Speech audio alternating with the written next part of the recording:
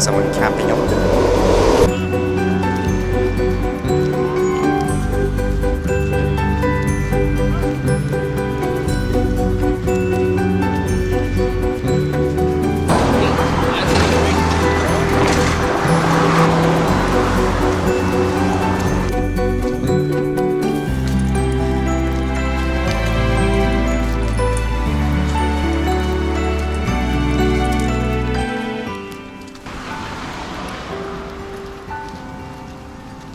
This was a little unfortunate news I read. It says Vancouver cancels Canada Day Parade for 2018. The Port of Vancouver says it has made a difficult decision to cancel the Canada Day Parade portion of its Canada Day at Canada Place Festival, removing the parade from its traditional day-long lineup of events and festivities in downtown celebrating Canada's birthday.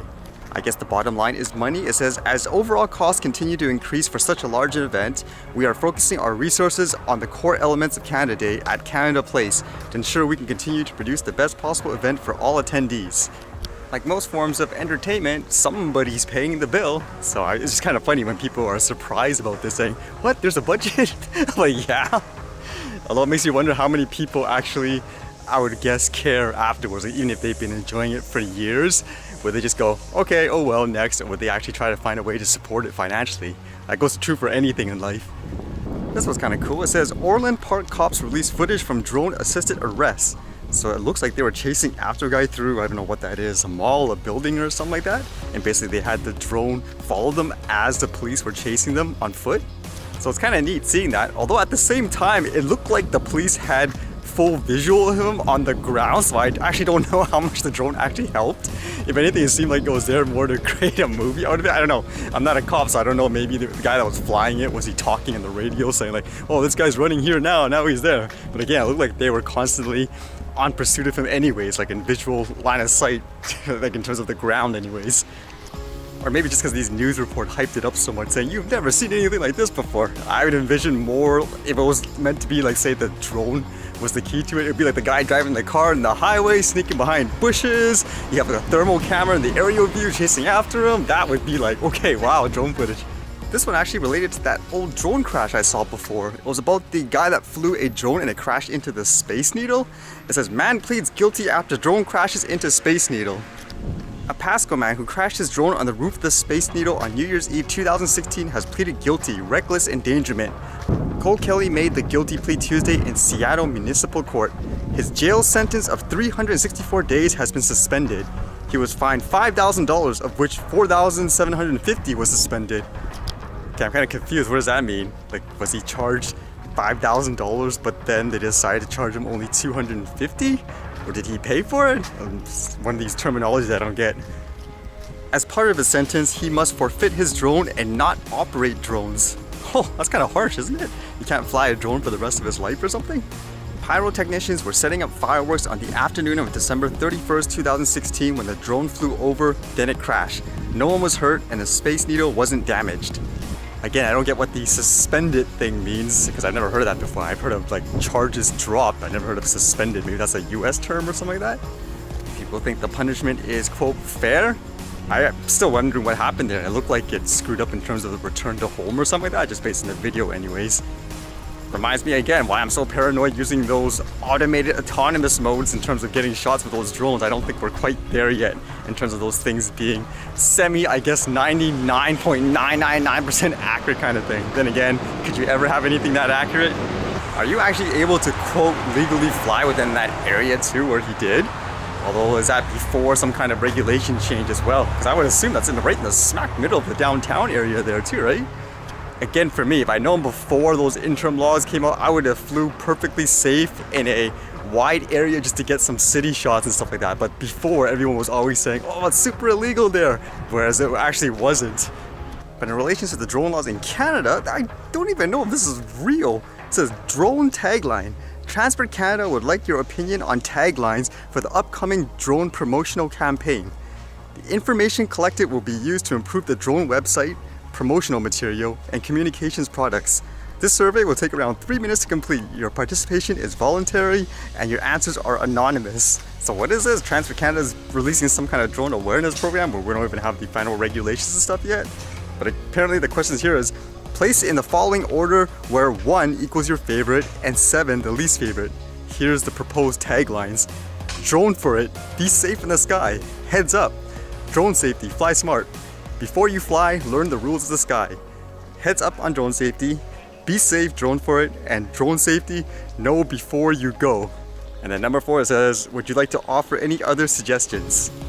What do you guys think of these quote taglines that they're proposing for, I guess, the public in terms of drone flyers and everyone like that? Actually, if that's a sign that they're trying to be more positive, I guess that's good. Although at the same time, I couldn't help but to think in my mind, because everything's trying to rhyme and says what would be a good tagline for safety. I still think they need to educate the public too, just based on that hysteria and how it's actually scaring people. It actually makes it more dangerous for drone flyers and stuff like that, because if you want to educate people, it has to be the general public and the flyers as well, in my opinion.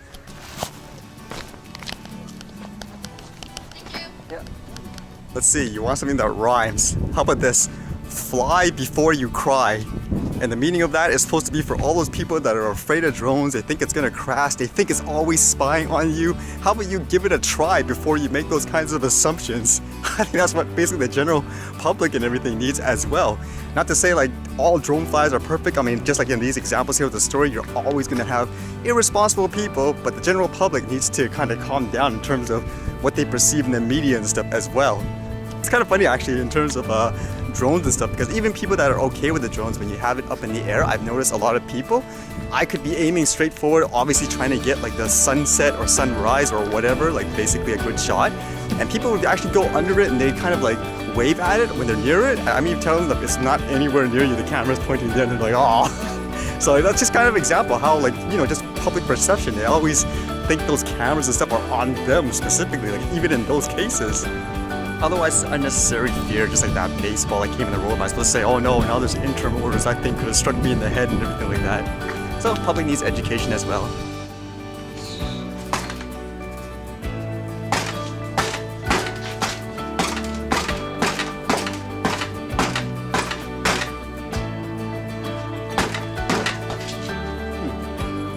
I don't think it's picking up the dust there, like the thermal.